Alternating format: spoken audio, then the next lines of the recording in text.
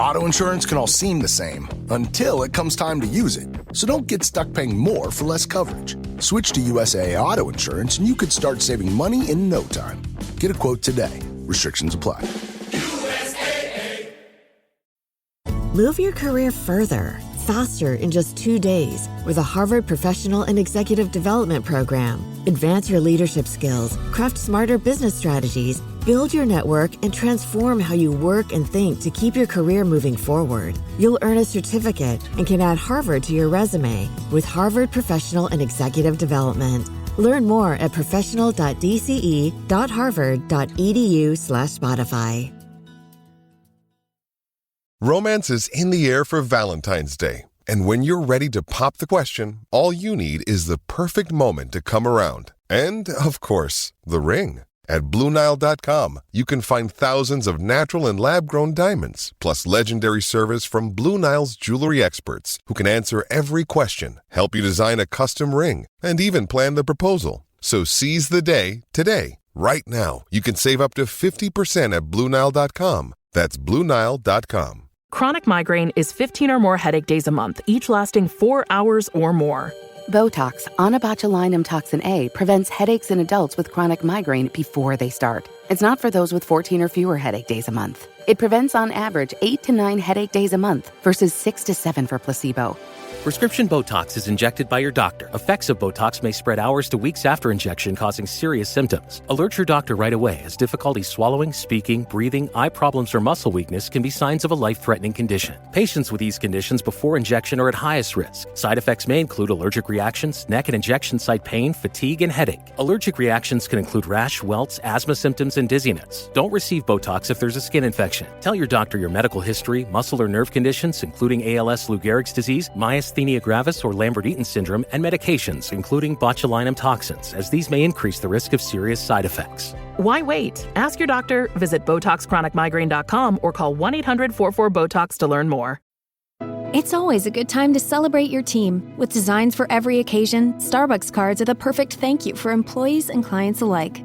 Did you know that you can easily order gift cards in bulk directly from Starbucks at StarbucksCardB2B.com? Give your team the recognition they deserve with a gift they're sure to use. They're thoughtful gifts for special occasions, events, or just because. With digital, physical, and customizable card options, gifting is made easy through StarbucksCardB2B.com.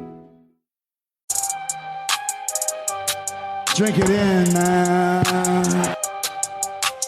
Cornbread! Cornbread! Touchdown, Detroit Lions! Drink it in, man.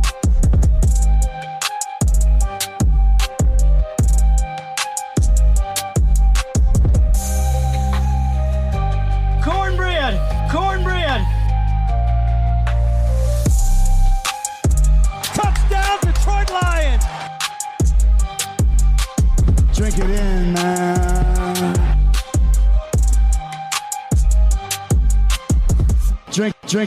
Drink it in, man. Detroit Koolaid. Detroit Koolaid drinkers. I came at you with low energy off a terrible loss in the first round of the playoffs. We're number 1 seed. I took a week off. Chops had a week off. He's got a lot going on in his life. But the Koolaid Cast is back. This is your boy Oakrey, and I'm fired up. I'm fired up about this offseason. I tried to get you guys hyped last episode. We've got Kool-Aid and cornbread to serve up. We've got hype, excitement to talk about this football team. The one and only at Chops in the D is back here to talk all things Lions, sports. Who knows what else we might get into. Chop, you're there. You told me you're ready. We're going to bring it today. Let's do this. Oakrey, is there ever a week where the Chopster doesn't bring it? Brother, let me tell you something, okay? Listen, I'm ready to go. Yes, I'm still, like, there. I heard there might be some game happening this Sunday. That, whatever. Like, we got a lot of talk about that involves the Lions. So let's get into it, buddy. Brother. I'm sleeping at the wheel at the soundboard, but Chops, we'll do this because, like I said, it's about hype, it's about excitement, it's about what's next. So I'm just looking at this and, like, we might as well start with the coaching changes, because I've heard a bunch of boo-hoo and poor us and, oh, look at the list of people that left. I mean, I think Dan Campbell said, and Brad Holmes was like, we're lucky to have multiple of those coaches for a year or two that we had them. We did not get the job done at the end of the day. They moved on. Like, I think I told you and some other people, I was looking at it much more of like it was time for a change, just some new blood. Yeah, we're going to be the same, do the same, but we're not, because we have new coaches in place. We're going to have new players. I think this is a really nice time to make that type of change. So I was not crying in my Cheerios. I was not all upset about it. Yes, I may have called someone Benedict Johnson a few times, and do I think AG will win with the New York Jets? No, but I think that Dan freaky Campbell's ready to go. He's got new guys that he loves, that knows what we want to do, that has relationships with our players. I mean, let's get it. I feel like this is almost an upgrade instead of everybody thinking we're going to take some big step back because we lost a couple coordinators. 2 weeks go by, and the okey doke pulls the trickery 180, goes from Benedict Johnson to, this is a really great change, guys. I think John Morton's going to be fantastic. Like, it's so funny to hear. But, look, when those things happen and it's kind of fresh in your heart and you're still hurting from the loss, it's tough. I will retort by saying, anytime you come off a season where you're 15-2, yes, I understand you didn't win a playoff game, but you had that first round bye. If you came back and said everybody returned, I would not be upset at all. That being said, 7 coaches leave. The only 3 names that mean anything to me are Dan freaking Campbell, Brad always hoping for business homes, and Sheila the Hamp. All right, as long as we got those 3 leading the helm, that's all I care about. But let's get into these names, Oakrey, because there's a lot of them. I think I lost track. 7 mass exodus coaching staff that have left. You want to dive into them one by one, everybody? Doesn't matter how many coaches. Chops, can I go on about my boy Shep? Like, I said it. This is the guy. I don't care that he's never been a coordinator for 15 years. I don't care that people are thinking, oh, we should have got this retread. We should have got this old guy. This guy is all heart, all grit, football, he's a leader of men. He's an alpha. So, like, what a great internal, just to bump this guy up to the DC. He's going to do great things. He's going to motivate. He's going to have the guys ready to go. And then Dan Campbell going out and getting, Morton, like, to me is just, the only question I have with him is, like, does he have that aggressiveness, that swag, and that ability to just push the envelope, or is he going to be more just conservative? How's he going to get along with guys like J-Mo and other guys on our offense? Are they going to mesh? Things like that. I mean, that's really the only question I have, but it feels like this guy not only knows how to run the football, but he did some great things with that rookie quarterback as well as the play action game, and that's what we do. We run the ball with Demo faux show, and the multi-dimensional, positionless, elite weapon, Jahmyr Gibbs. I mean, and then we do what your guy does well, which is fake the handoff and throw the ball down the football field. Wobbly or not, it gets there, it's accurate, and we make plays. So I just love Shep so much, though, and Morton. I'm on board with him, and David Shaw is just like a quarterback passing coordinator. What a tremendous hire. Like, it's just tremendous. I mean, drink it in, everybody. Come on. Drink it in, man. Yeah, Oak, I think, I believe on the last show, some people took it a little personal that I only mentioned a 30-second clip of Shep laying into the guys in the linebacker room about Rodrigo and how the rookie's beating him down, and everybody took that as like, oh, Shep doesn't like Shep. He's a hater. That's not at all what I was saying. My point to that was that just don't get enamored by a 30-second clip of a guy and think this guy's going to light the world on fire, Shep or anyone else. Chops. But that being said, I like Shep. Yes. Go ahead. I know you're so busy, you're so important. You got 80 million hockey teams, you got wonderful children, you got the big job on the big hill. So you don't have to make the time like I do to watch the press conferences.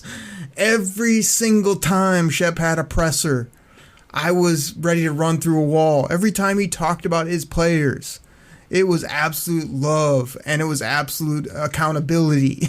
Every time this guy broke down the game of football, it was absolutely everything you want to hear. Don't give me this, but it's at the podium, Oakrey's getting wooed. But no, I can tell. I can tell when all the things are right, and I felt that way every time Shep and my boy Scotty Montgomery got to the podium. They're must-see TV when it comes to that. I think they're going to be hella good coaches for the Lions. Go ahead. Yep, I don't disagree, and I think before at the end of the last show, I said we didn't get to this segment yet. I think I shot you a screenshot of like my 2 top picks for to replace Ben Genius, and John Morton was on that list, so I'm all on board with that hire. I love it. He's got the ties to Dan freaking Campbell and this staff, so he fits right back into the mix. Shep will be a great replacement for AG. Nice to see them promote Deion Hamilton to take Shep's spot, so a nice little assistant back into a linebacker coach's role. And then I believe Casey Rogers jumping in there for the defensive line coach from the Bucs. And again, can't forget about David Shaw coming over with Morton from the Broncos. And again, like working with that rookie quarterback. And, one of the things that I'm not really understanding of this, like, John Morton talk, like there's been a lot of stuff out there about, well, he left in some controversial situations and, he had beef with players and, this guy's a run first guy. And I'm like, okay, first of all, like if everybody likes you, you're probably not doing something right because there's some bumskis that need to get put into place. So, I don't want to hear about any boola about past like clashing with former players and not nonsense. Like, give me a break, dude. Like the guy, if Dan freaking Campbell can work with him and he can work with Jared Goff and all these weapons. I believe you mentioned 2 of them. I think you mentioned D-Money, and I think the other one was Ja that you mentioned. If he can work with those 3 guys, along with Amon Ra, or maybe the Amon Ra, or he can work with hashtag JMoFast, then what more does the guy have to do? He's got the best O-line in football, people. Weapons, weapons, weapons for days. He's going to get it done. Oh my goodness, quite the performance by you there, the Chopster, just coming with gimmick after gimmick after gimmick, but Stash still has a beat. I'm a run. You're trying though, like I see you every week. You're probably like in the shower trying it for your kids, trying to like say, do I have it yet? Is it good enough? And it's getting better, but it's just not Stash quality, I must say. Gotta work on those vocals. They like the breathy majestic. They like the I'm on run much better.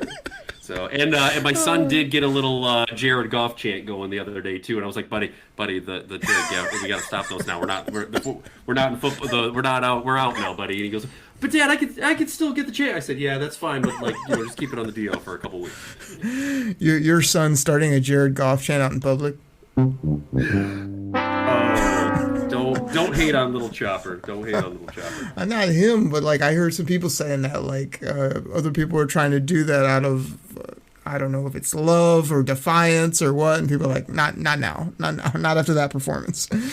So we're putting that on the back burner. I think someone, I forgot who had it too, had a it's my guy, one of the few actual good radio personalities and people on 97.1 The Ticket, Mark Ryan, who I find entertaining, funny, goofy, has takes, has opinions, loves the sports town here and everything. He said we need to change it from Jared Goff to Amon Ra. And I was like, I'm so with that because like there's a guy that we never have to change the chant for. I don't have to talk about his shortcomings. We don't have to butt heads about. It's just like that guy is just a perfect human being. Yeah, I like it. You could probably get a little Penesu penne soup too. Like that's there you another go. good one. There you go. So, I mean, we're good with the coaches. You know, what you just said about the coordinator is kind of what I hinted at. We'll just see how this offensive coordinator does, because I'm all about accountability, being hard on people, but we can't lose some of that creativity, as well as the all the players seem to, well, I don't even want to say all the players loved Ben Genius, because I don't think they did. Everything I always saw of him, he was very curmudgeon in practice. Every time they showed him, you know, in a game, he was pissed at something before the ball was even snapped. So I can't imagine he was some fun-loving, great coach to play for all the time. I'm sure that he has his moments of, you know, humility and levity as well, but he seemed like kind of a red ass behind the scenes. But I mean, everybody seemed to love AG, and I loved AG, and AG loves AG. I kind of loved him when he was doing good things and we weren't getting roasted, toasted, and extra crispy on defense. But you know, to me, that's just a transition of coaching things. Now, there's so much more to get into. Hang on. I'm going to sneak in here. You know who else loves AG? The New York media loves AG already. Exactly. I mean, you knew he's going to not only win the press conference, but they're going to get wowed by some of that tough talk that he does. And my favorite one is when someone asks him a very long, drawn-out question, and then he just, come again? Like, he didn't hear any of it. It's just like, that's one of my funnier AG gimmicks. And the fact that AG's wife calls him AG is also very funny to me as well. AG isn't going to refer to AG in the third person, but AG doesn't like that. Mrs. AG, I don't know what's going on there with all that, but it's funny. So let me transition to this. We could talk all day about coaches and this and that, but... As a parent or mentor, you have the awesome opportunity to help a young person build a future. So if the future they want is in the military, take the time to learn more at todaysmilitary.com, because their success tomorrow begins with your support today. Move your career further, faster in just 2 days with a Harvard Professional and Executive Development Program. Advance your leadership skills, craft smarter business strategies, build your network, and transform how you work and think to keep your career moving forward. You'll earn a certificate and can add Harvard to your resume with Harvard Professional and Executive Development. Learn more at professional.dce.harvard.edu/Spotify. You found your person. Now let the Knot help you with everything else. The Knot connects you to the wedding inspo, vendors, venues, and planning tools you need to make your day totally you. Having helped plan 25 million weddings, we've got your back when it comes to every little detail like RSVPs, budgets, and more. Because your wedding comes to life with the connections that matter the most. Get started at theknot.com/audio. The Knot. Let's plan your wedding together. To realize the future America needs, we understand what's needed from us. To face each threat head on. We've earned our place in the fight for our nation's future. We are Marines. We were made for this. This episode is brought to you by Peloton. If you're looking for flexible workouts, Peloton's got you covered. Summer runs or playoff season meditations. Whatever your vibe, Peloton has thousands of classes built to push you and has something there to adapt with you whether you need a challenge or rest. Peloton has everything you need whenever you need it.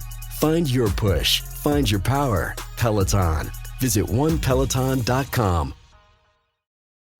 I want to know how you're buying into some of this off-season hype, bula, whatever you want to call it, about like every guy that's not happy gonna get cut pretty good at a position of need. You know, Lions fans are just chomping at the bit. Are you thinking that Brad always open for business and Dan freaking Campbell are playing it cool and are gonna go all in because they're pissed they lost and they got to show everybody and they're just going to load up? Do you think they're going to just low and slow like the ribs on the grill and just say these are going to turn out delicious, just trust me, when you want to eat right now? Like, where are you at with some of this talk before we even get into a couple of the players that are being bantied about to the Detroit Lions?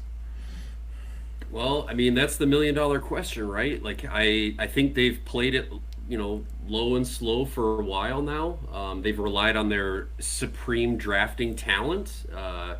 But Okrie, they're looking at $56 million in cap space right now. So, like, I can't envision Brad Holmes just going, yeah, let's just tuck away like 40 mil just to hang on to it. Like, I can't see him doing that.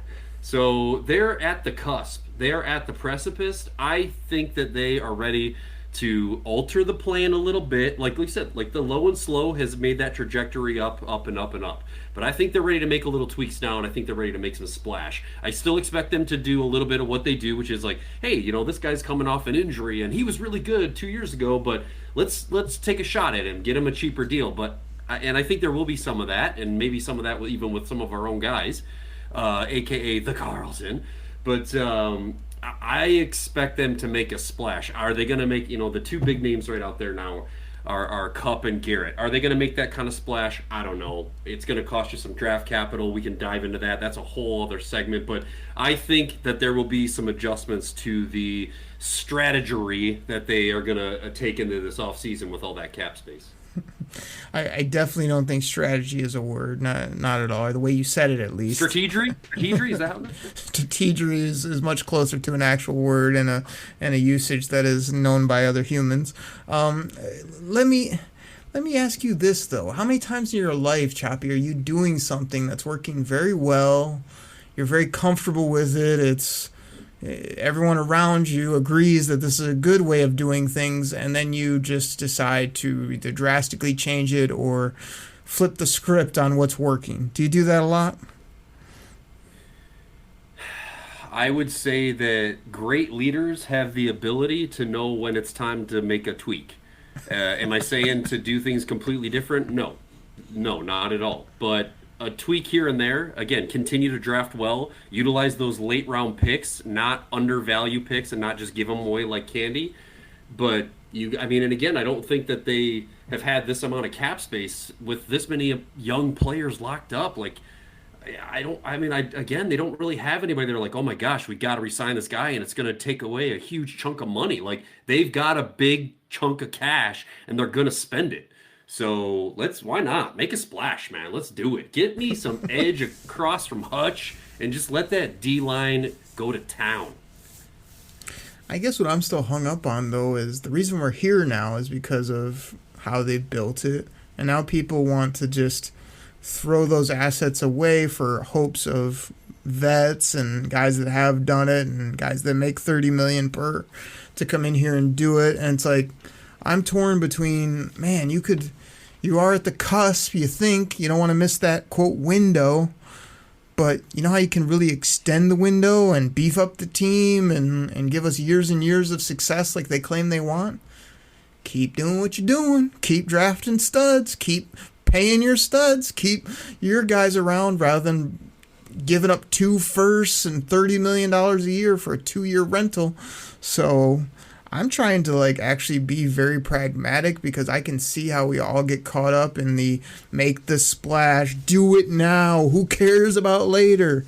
And part of me says I care about later. I think that we can keep getting first, second, third round, fourth round studs that will be the lifeblood of this football team, and to just give those away just doesn't seem like great strategy to me. But I'm also looking at these players you named, and they're very enticing. Don't get me wrong.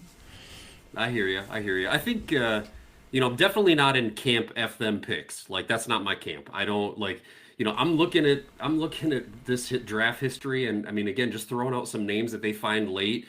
Amon-Ra St. Brown, Rodrigo, Kerbo, third rounder. They've Vaki in the 4th round. He's got the ability to find some diamonds in the rough there in those 3rd, 4th, 5th, 6th round players. So, but then again, you look and see what he's gotten in the first rounds: Penei, Hutch, Jahmyr Gibbs, Jack Campbell, Terrion Arnold. The only difference is you're moving back and back and back. So you're going to be at pick 28. So 28, I believe. Pick 28 is not the same as pick 12. So I don't want to say that a first round pick is just give up, it's not the same, but when you're talking about 15 to 20 slots further back in the draft, I mean, again, Hutch going at 2, now you're picking 26 picks later. I'm a little more willing to listen to giving up a first-round pick if it's really for the right guy, and depending on what's going to be there. So if you have the ability to keep your late-round picks and nail on them, and ship out a first round or a second round to really get a difference maker who's going to take up some of that cap space, but is really going to put you over the top in either the secondary or on the line, then man, I'm willing to do it. Okay, yeah, understandable. All well thought out by you. I guess I don't want to go down my rant about rookie contracts, but yes, you're talking about late 20s and we can't find this and that. Last time I checked, there's always great players going from 20 to 32 that help teams win Super Bowls, and they make pennies. They make like 2 to 3 million, 4 or 5 million over 5 years. I mean, you're wanting to give up that pick plus an extra first to get Myles Garrett for 25 this year, 30 next year, and by the time he's burned out and done, you're that's 50 million. You're probably like 40 in the hole, and you would have that young player for 3 more seasons. That's the reason that these picks are so valuable. And I keep hearing radio host after radio host, give them away. Who cares? Done now. They're just like, they'd be the easiest trade partner if they're in your fantasy league, because these guys have no foresight to see what they're giving up. And down the road, it matters. Contracts matter, and you say you can't find the same type of talent, but I'm saying you not only can you, but it's handpicked at a position of need, and the kid's 21, 22 years old instead of 30. All that stuff makes a difference. So anyway, I hear you. We'll get into that. My one retort to that though is in the last 4 drafts. The last 4 drafts. Tell me a difference maker defensive end who is taken pick 28 to 32. And the only one that I can come up with, without diving into it, I think the only one that's coming to mind is the kid from the Chiefs, I can never say his name, but Clonitis or whatever is. Karlaftis. Yeah, Karlaftis, George, out of Purdue. Like, that's the only one that is jumping out to me. Again, I don't have the whole list in front of me, and I agree that it is nice to have those rookie deals. I get it, but would you rather have a guy on a rookie deal, or would you rather win a Super Bowl next year? I'm just asking. You tell me. Okay, the Super Bowl is the ultimate prize. Neither, and if neither signing Myles Garrett means that we get it, it's worth it. Okay, if you can tell me that we're definitely going to get it, then I will do what I got to do, but you're just assuming you're going to get it and telling me what we're going to do to get there, and those are both maybes. TBD if you ask me, but we'll see. I hope it goes well type situation. So we could go on and on all day. I guess like my point too at the end though is you're just focused on pass rusher. I'm telling you that Brad Always Open for Business Holmes will sit there at 28, 60 and get us 2 great football players at positions that we either already are good at or have openings, and they'll be good here for a decade. And that's really what you want, instead of a 1 to 2 year guy with a hope of a Super Bowl and a maybe and I thought it was going to work and it doesn't. So I'm curious to see what they'll do. Again, I was getting all hyped for these players, which we might get into a little bit more later, and part of me just keeps saying nope, just unless the deal is so sweet you can't pass, like just keep doing what you're doing, because that's finally what got this football team over the hump where we're at and where we want to go. My only, and again, I agree. We both do our work in the draft. We both value picks. You obviously a little bit more than me, but how many times have we gone and go, wait a sec, that's all that guy cost? Are you telling me you weren't willing to give up this to get that? Like, did Brad Holmes make that call? Like, like there's been a lot of those situations where you're just like, okay. I mean, I saw some of those, like Cooper Kupp is going to go for a 5 and a 6. I'm like, are you serious? I mean, I know his contract is very hampering at 29 mil cap hit next year, and then 27 after that with, I think, some dead space on the end. But I'm like, if you're talking picks and you're talking like, okay, even a 3 and a 4 for a guy like Cooper Kupp, I don't know. It's enticing for sure. It's for sure. Yeah. Oh, man, so much to get into. Choppy, we did an easy 20 plus 25 minutes here for the people on the first segment. We talked about 2 topics, I think, coaches and what the heck we're going to do here with some of this player rumor innuendo. Let's do a commercial break, get a few sponsors in, come back. I still want to get people hype about off-season draft, Senior Bowl, Combine, free agency, picks, building this football team. And like you said, we should have got deeper in the playoffs this year. We didn't. We had a hell of a season. We fell short.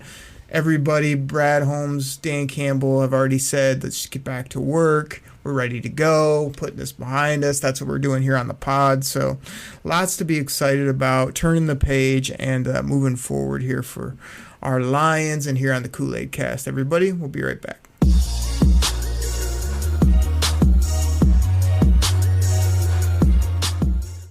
This episode is brought to you by Indeed.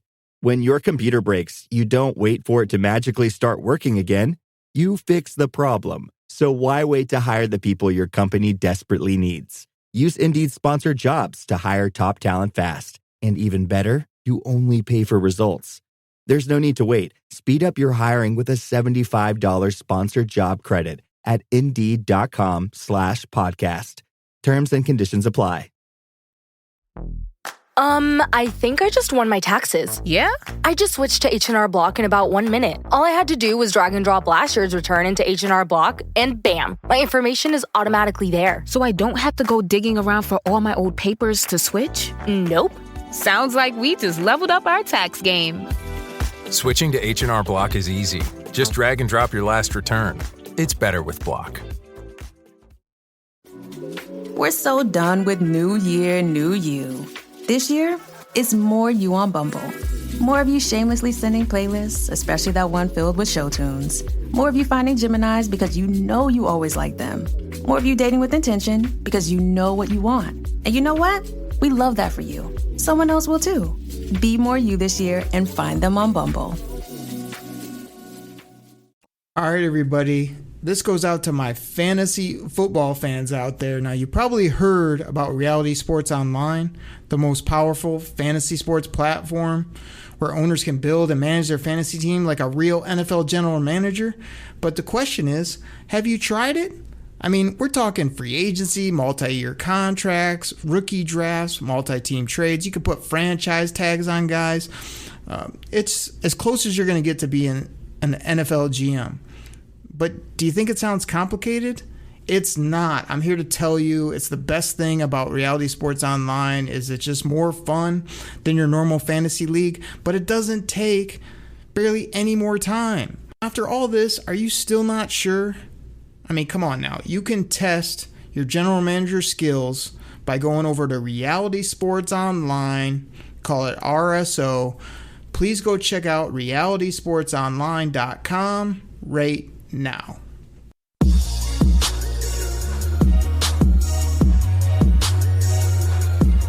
Kool-Aid drinkers, we're back. Thank you so much for listening to the pod. I mean, I kind of took a week off, but Chops kind of approved a week off by tweeting out that we were going to be off a week when really I was going to record the next day. Then I took a week off and it felt great, but now it feels even better to be back here talking about those lines with @Chops in the D, my buddy. I must admit that we're trying to go from commercial break to segment 2 here.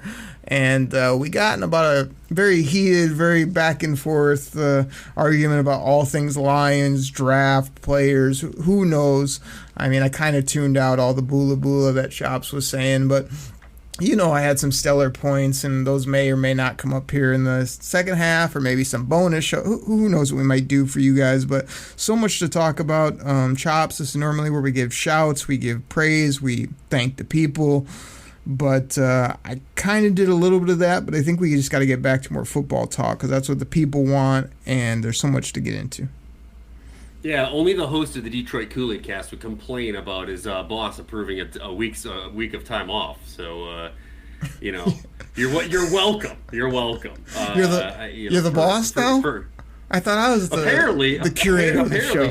I approved your PTO for 7 days. So I believe your tweet said something about we'll be recording sometime soon. I don't remember seeing something like I'll get you a show tonight, but that's okay. That's okay. Like, the people are loyal. They're loyal, diehard Kool-Aid drinkers, cornbread eating, lion loving fans, and they're back this week. So let's give them something to be entertained about. Okay, well, yeah, I was going to do what I do, which is produce for the people, but then you, the guy that's kind of here every blue moon, said, oh, we'll get you next week, people. And I was like, we can get you next week?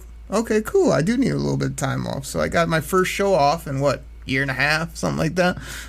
So that was pretty awesome. But, yeah, thank you for the excuse to not record. But Chops, like, instead of me yelling at you like it did during the break and proving all your takes wrong and telling you why you got no clue about building a football team or what to do with your picks or whatever else we were shouting about, like, I'm looking at this right now, and we're heading to the off season. The Senior Bowl just came and went, and that's normally one where I've got my spreadsheets, I've got 20 players I'm excited about, and I swear, I love Jim Nagy. I think he does a great job at the Senior Bowl.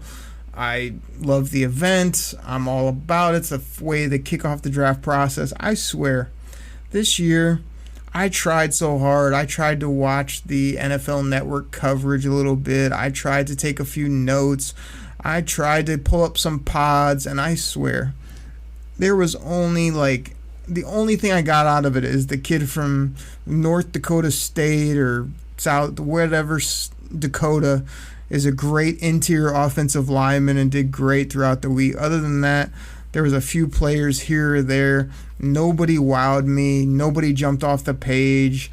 I'm sure they'll find my way on my draft board, but I felt this is a very underwhelming Senior Bowl, and I'm behind on my prep because the Lions were the number 1 seed and we thought they were going to do work, but even watching the game, I just had it on in the background. There wasn't really much to get. I know it was a great one right down to the wire, and the kid Besh had the incredible catch, lost his brother in the New Orleans, terrorist attack and all that craziness. I mean, what a storybook thing on paper, but I just couldn't get excited about it. Couldn't find players I loved. Didn't seem to have a bunch of name cachet. Like, were you with me, or did you get into this at all? Because I felt like, wow, all the other years there were first, second rounders all over the place and people to watch and people get excited about. And this year, not so much.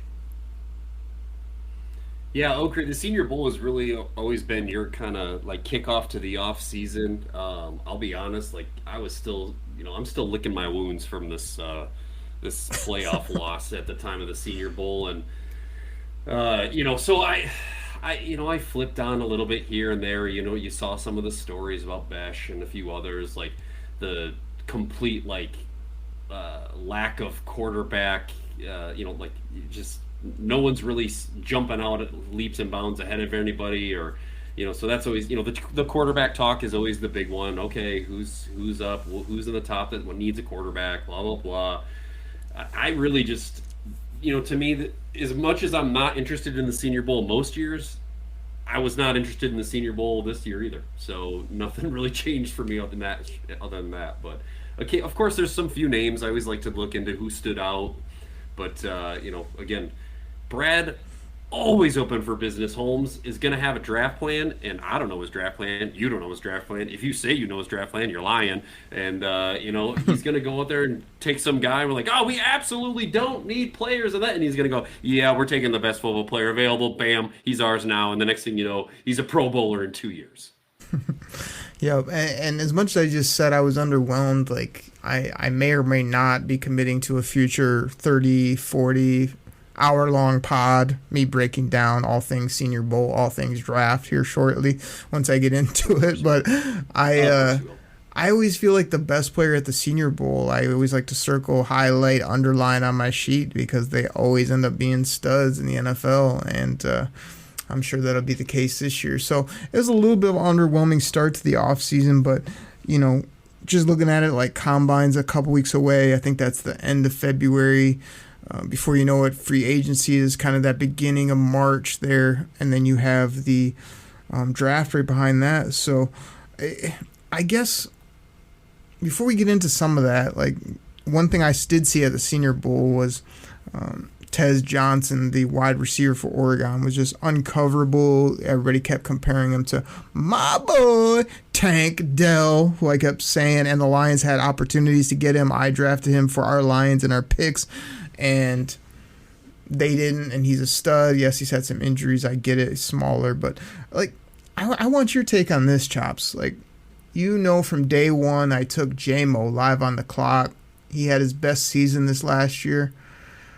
I'm very much in the camp of, if we're talking trades and getting a big-time player and having to give away something, I feel like J-Mo is at the top of my list of that asset young player, but also somebody that I could move and feel fine about it. What do you think?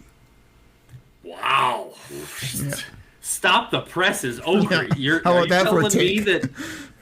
Are you telling me that you're putting J-Mo on the trading block? Is that what I'm hearing you say right now on the Detroit Koolaid Cast?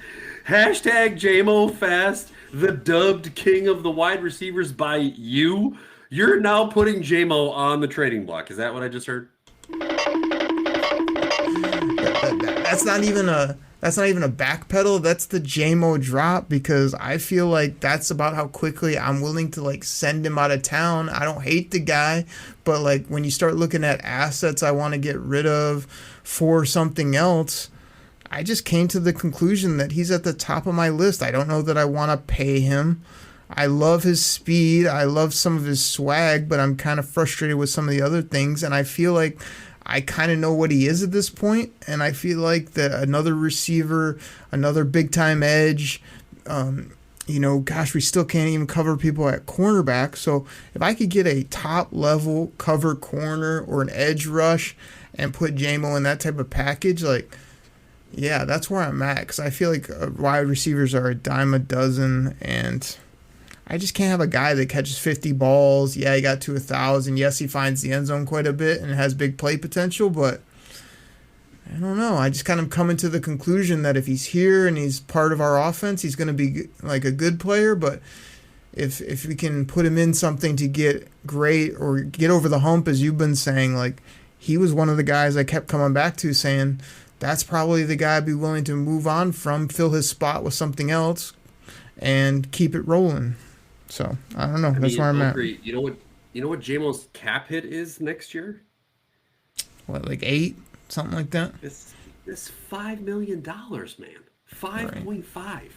Like and to your earlier point of, like, some of the nonsense that we don't like about J-Mo, I think that's actually what keeps him affordable when it comes to his club option and then, an extension for him, because he does have some questionable behavior, and I think Brad Holmes can come to him and say, look, J-Mo, we like you, man, and we think you might be able to go get paid somewhere else, but, like, this is what we have to offer, and it isn't going to be like some astronomical number when you have that club option. So I'm actually kind of like using his kind of his demeanor against him when it comes to contract negotiation, but in the background going, man, this guy is hashtag J-Mo Fast, and he really opens up the field for my boy Amon-Ra and the whole offense.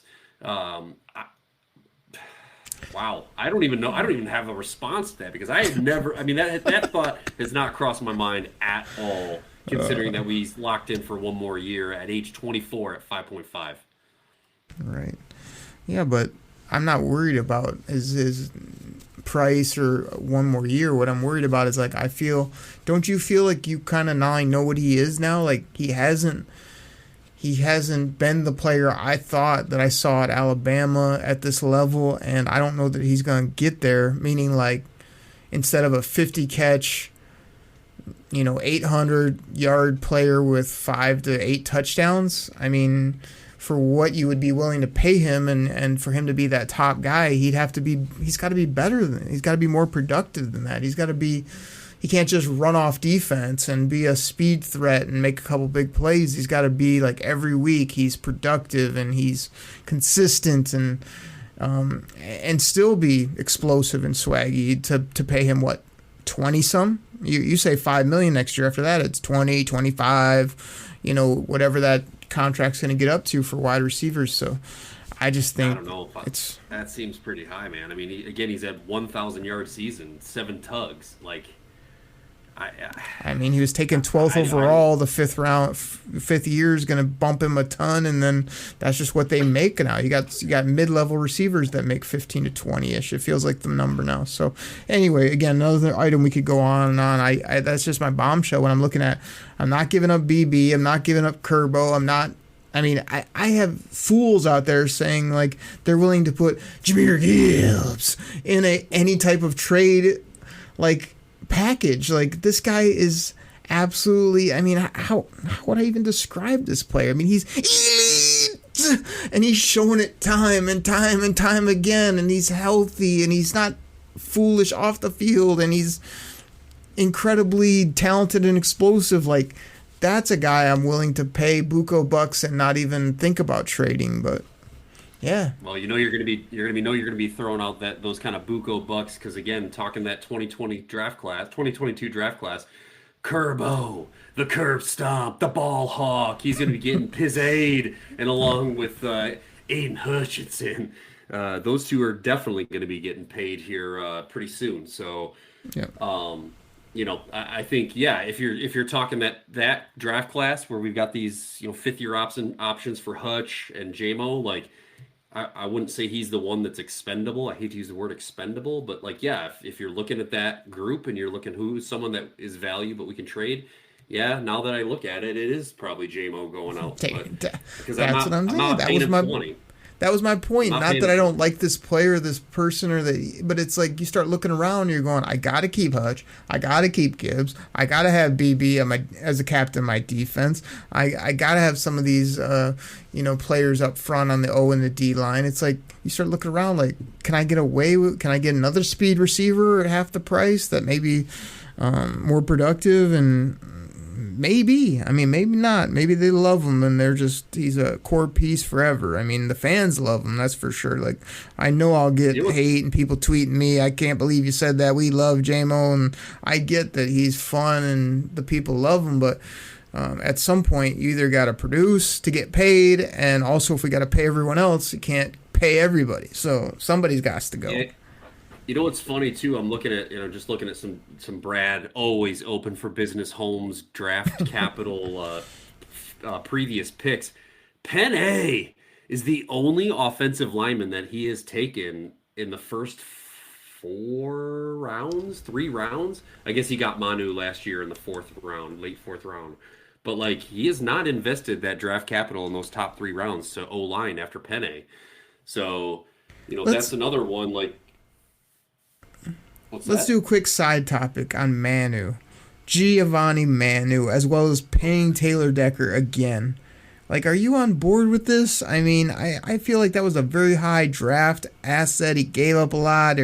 This guy's going to do X, Y, and Z. I heard nothing about him all year except at the very end. Oh, he got better. I damn sure hope so. And then you paid Taylor Decker for another 3 years. Okay, Taylor Decker loves it here. He's been pretty good. I did see him get run over multiple times towards the end of the year and get your boy sacked. But overall, he's a really good tackle for our football team, or has been a good tackle. Hopefully he'll be good. TBD if you ask me, but we'll see. I hope he plays well.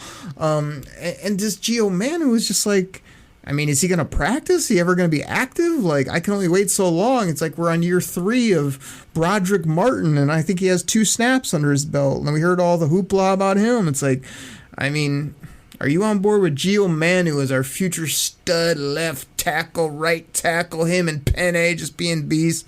I mean, or are you getting a little worried?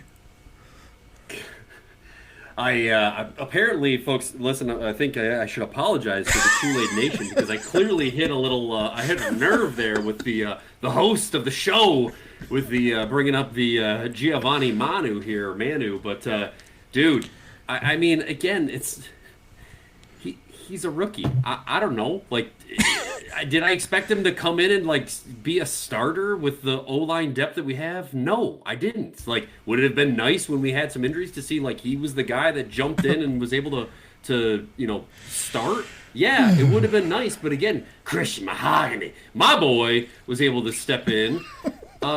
So look, it's TB. Look, how many times that he's hit on late picks? It's okay for Brad Holmes to have like a, maybe that one didn't work out. Like, need I remind you, Okrie? Some of these, again, I already went through the list. Amon-Ra in the 4th round, like Aleem the Dream in the 3rd round. So he's got some good hits. Kerbo! We know. I know he's got good hits. I just did the 2 sacrilege things you don't ever do.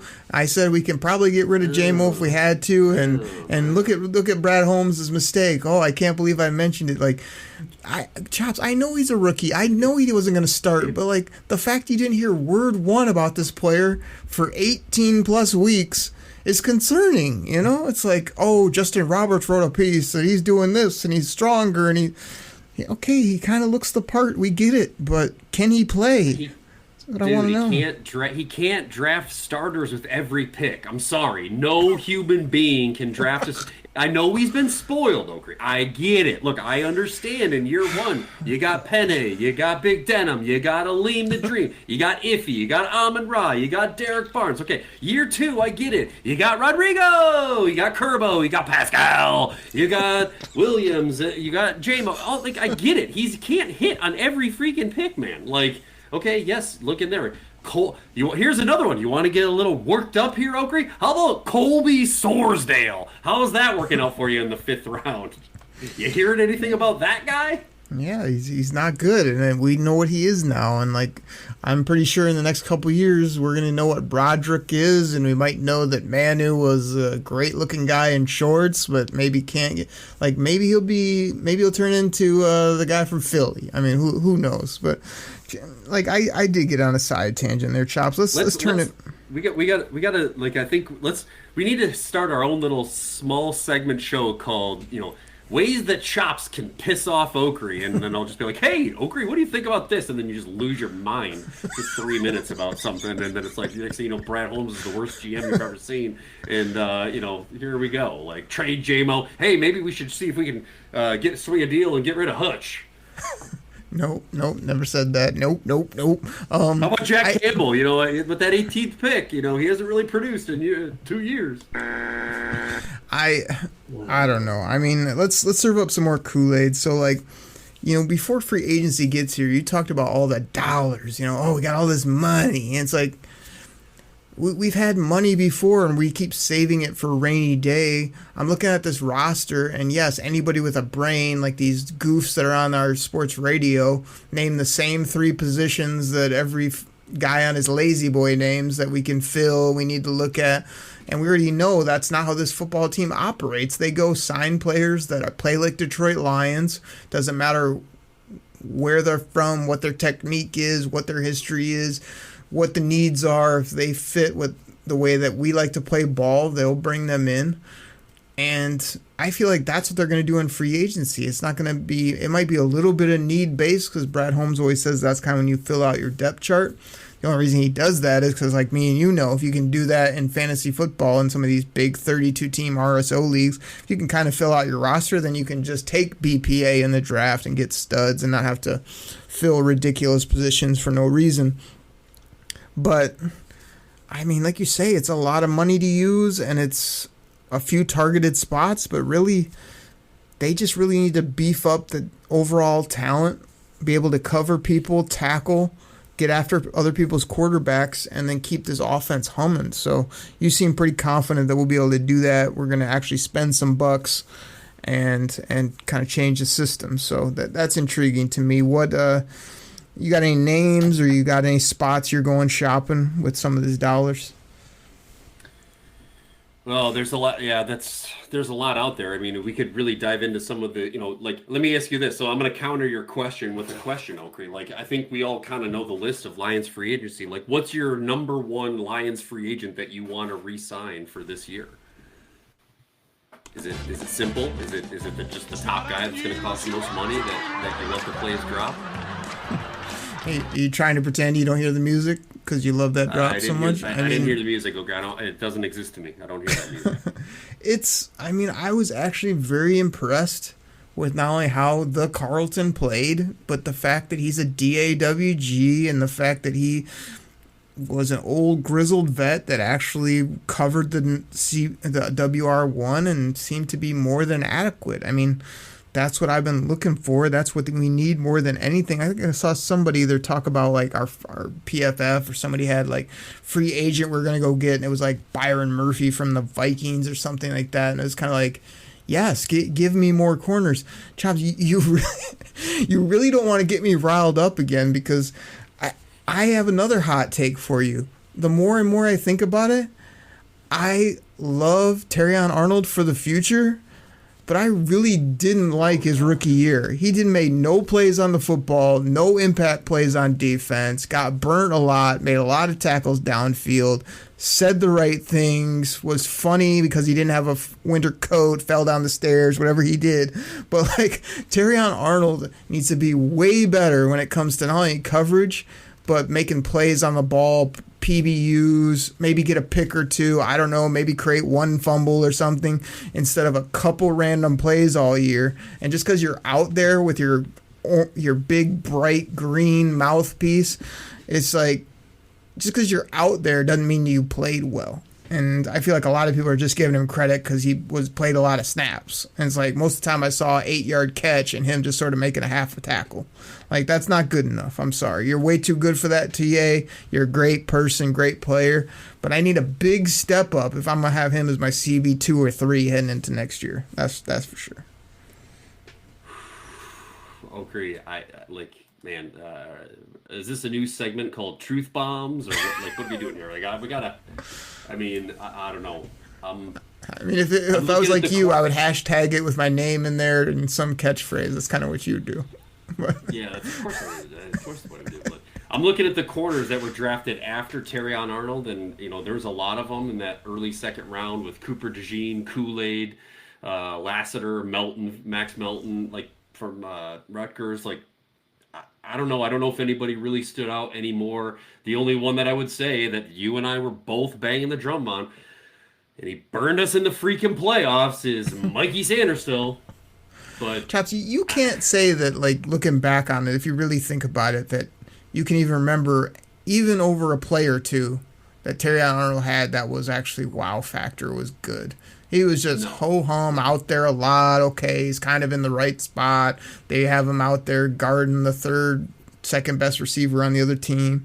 No impact plays of substance, no wow factor, no, oh man, this guy's going to be an all-pro someday. Like, but I mean, the future is exciting because he's such a good kid and because he has all the size, the ability, the pedigree, but I just think there's got to be a big step up there. So bringing me back to my point, that's why I think the Carlton, bringing him back, so important. Keeping TA, getting Meek healthy, getting another body, maybe 2. Hopefully Ennis the Menace comes around, because covering people is still our number one issue, still.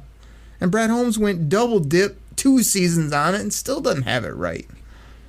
Yeah, I think corner is a huge area that we have failed to. If there's any criticism of Brad Holmes, I would say that we have not addressed the secondary in. We haven't addressed it well. We haven't 4 years. Yeah. Well, properly addressed. We've addressed it, but did we actually fix it? So no. Yeah. The answer is no. So. Yeah, I think, as much as I hate the drop, I think the Carlton is one. I'm actually in the camp of, like, go just get the best damn corner that's on the market. Like, just do it. Like, I don't care at this point. Like, if that means that we don't get a stud pass rusher across from Hutch and we're just going to rely on your boy Z Smith to be on the other side, but we get, like, the best damn corner that's out there, I'm okay with that. I know. Edges are sexy. That's what everybody wants to talk about. Like, that's always the big name. Oh, this edge. Like, fine. But honestly, if I'm going to spend big bucks and I have to pick another position, it isn't going to be wide receiver, because I just don't believe in. I don't know. Like, we have a well-paid wide receiver, and I'm good with that guy, and I like his dollar amount, and I just want to keep that guy. Like, go get me a high-paid high productive stud corner so we can just put this debate to bed. So I can roll him out there and I can put Brian Branch and Kirby Joseph, the best safety duo out in the league, together out there and locking down the middle and just shut down the edge. And let Terrion be Terrion on the other side. Like, I don't hate on Terrion. I think he was asked to cover a lot of guys that, are stud wide receivers, and he just wasn't ready to cover to be a number one corner after the Carlton went down. So I don't hate what Carlton Davis did or what Terrion Arnold did, but I also don't. He didn't meet my expectations, but I am not giving up on him. Is probably the best way to say it. Yeah. I'm not giving up on him either, but I hear people saying, "Oh, he's gonna have a breakout year 2. Oh, he's this, he's that." It's like, name 5 plays he made this year that were anything extraordinary. Like, you can't. I can't name 5 times he got roasted deep, but I can name a lot of times where he just kind of was there. And so, yeah, I mean, like that. How many? This is the thing that kind of 10 passes defended. 10. I'm surprised it's that many. That's double what I thought it would be. Yeah, I mean, he got, like I said, he didn't. He was out there a lot. How many? He was out there a lot, and how many pass interference calls did he get? Like, but 10 defended balls. So yeah. Let me say this: the CB that went before him, and the guys that's in the Super Bowl right now with the Philadelphia Eagles, Mitchell. I think he had like 14 pass defenders and a few more tackles. So he didn't really jump out and make. He wasn't some like ball hawk either. So. That's I think he's way better. The risk of the draft. It's paying a free agent that's a known asset versus drafting an unknown. So you always want to draft the unknown, because you got him for 5 years on a super cheap deal. When sometimes I just want to pay the man who is the man and proving that he's the man. All right, we'll see what they do. And I wrote down free agency, like the same old positions. It was DN, corner, wide receiver, interior, offensive lineman, preferably that can play center. Give me an outside linebacker that can run and tackle and hit and actually get after the quarterback a little bit more. And then I wrote down corner, and maybe another corner. So that's kind of where my wish list was off the top of my head. We do have the 28th and the 60th pick, Chops. Then we've got some maybes and some third-round compensatories, and we've got some to be determined based on some trades or who knows what's going on there. But like, let's sum it up with this, because we went long in both segments. We argued for 30 minutes when we're off air. We might do some bonus content. We might not. Who knows what's going on with this show today? But let's end it with this. You sound like you think a very aggressive offseason is coming. Everything that's been set up till now sounds like same old, same old. We're going to just do what we do. We're going to get guys that are Lions. Like, don't expect much. I'm in the camp of, I can't imagine that Brad always over for business on Dan Fricky Campbell, this football team, your quarterback, our just squad is just going to run it back and say, we'll get them next time. I kind of expect them to load up, whether it be spend money, have a great draft, hope these coaches all can come together quickly and do exactly what they did this year, next year, only actually do what they should in the playoffs. So I'm expecting a very exciting offseason, very aggressive, tactfully, strategically aggressive offseason. Are you with me on this, or do you think we'll be underwhelmed when it's all said and done? I think that this regime and this staff, I think their ass is a little chapped from getting knocked out and losing the first playoff game. I think that they watched us go, regular season wins have, completely curved upward every year and grown. But to win 2 playoff games last year and then to win a big fat 0 this year, I think that's got them up in a little bit of tizzy. I mean, I didn't see Brad always open home for business homes with any swagger at his end of the season press conference. So it was, I don't want to say he was down in the dumps, but I think he was still a little dumbfounded. And I know you hate, people hate when we do this, but I'm going to compare this to another Detroit sports team that went through these same growing pains that kind of like got a little better and a little better and a little better, and it took something kind of drastic, like, I don't know, trading your best defenseman and your premium forward when the Detroit Red Wings traded Paul Coffey and Keith Primo and brought in Brandon Shanahan. And guess what? We won the cup. So I expect there to be a little bit of jostling, a little bit of movement, and I expect to splash this offseason with a big-name free agent or a big-name trade to come in and put us over the top and kick this Super Bowl run off in 2025. Let's go! Chops, if you had to hashtag that type of take, what would you maybe use? Hashtag choppy market. Woo! Hashtag choppy liking. Okay, those There's are both so good. many choppies. There's too many hashtags, too many choppies. Those are both good options, but maybe what's one that might pertain to another sport other than, the gridiron? Well, I don't know, man. Do you want like a woo? No, how about a hashtag choppy, Oh, hashtag what Choppy said?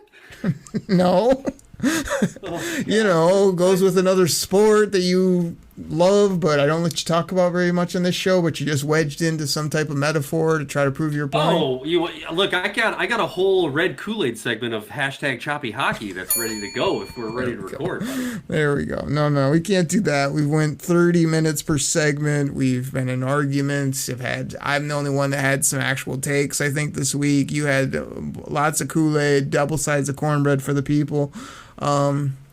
Choppy, we got to get out of here. Again, we are looking at maybe some different things to do this off season, possible guests, maybe some shorter segments, maybe some bonus shows, some Kool-Aid packets, or maybe just our classic show on a Wednesday that we just talk ball, make each other laugh, play gimmicks, and get this football team right so we can come back and do what you said you're going to do. I said I hope we're going to do, and we can do it through the draft as well as we can do it by getting a couple high-priced veteran free agents, and that's win a Super Bowl. So you got anything else to say for yourself, Choppy, before we get out of here?